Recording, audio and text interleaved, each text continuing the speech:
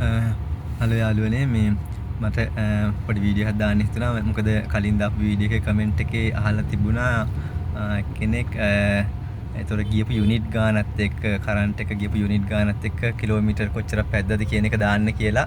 මම කලින් වීඩියෝ එකේ මට මේ ලයිට් බිලට ආපු ප්‍රමාණය විතරයි මම කිව්වේ. එතකොට මම ඒ ගැන විස්තරයක් කිව්වොත් මෙහෙමයි.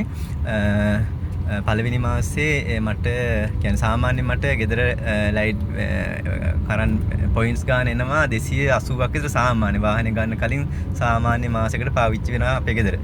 එතකොට වාහනේ ගත්තට පස්සේ පළවෙනි මාසේ ඒ මාසෙන් දවස් 5ක් විතර ඒ කියන්නේ වාහනේ ගත්තේ මාර්තු 5නේ. එතකොට දවස් 5ක් විතර වාහනේ charge කරේ නැහැ. එතකොට ඒ මාසෙට 520ක් පොයින්ට්ස් ගිහිල්ලා තිබුණා. ඒතර 520ක් ගියාම ඒකෙන් 180ක් අඩු කරාම එතන 240ක් පොයින්ට්ස් ගිහිල්ලා අමතර ගිහිල්ලා තිබුණා වාහනේ charge කරන්න විතරක්.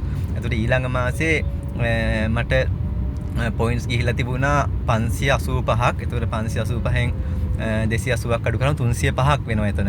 එතකොට ඔක්කොම 545ක් පොයින්ට්ස් ගිහිල්ලා තියෙනවා මේ මාස දෙකටම. මාස දෙකටම වාහනේ charge කරන්න. එතකොට මම මේ මාස දෙක ඇතුළත එක් මාස දෙක ඇතුළත සාමාන්‍ය කිලෝමීටර 4500ක් විතර මාස දෙක ඇතුළත වාහනේ පැදලා තිබුණා. එහෙන් බැලුවාම මේ එතකොට 4500ක් විතර කිලෝමීටර් ප්‍රමාණයක් පොයින්ට්ස් 545කින් පැදලා තිබ්බා.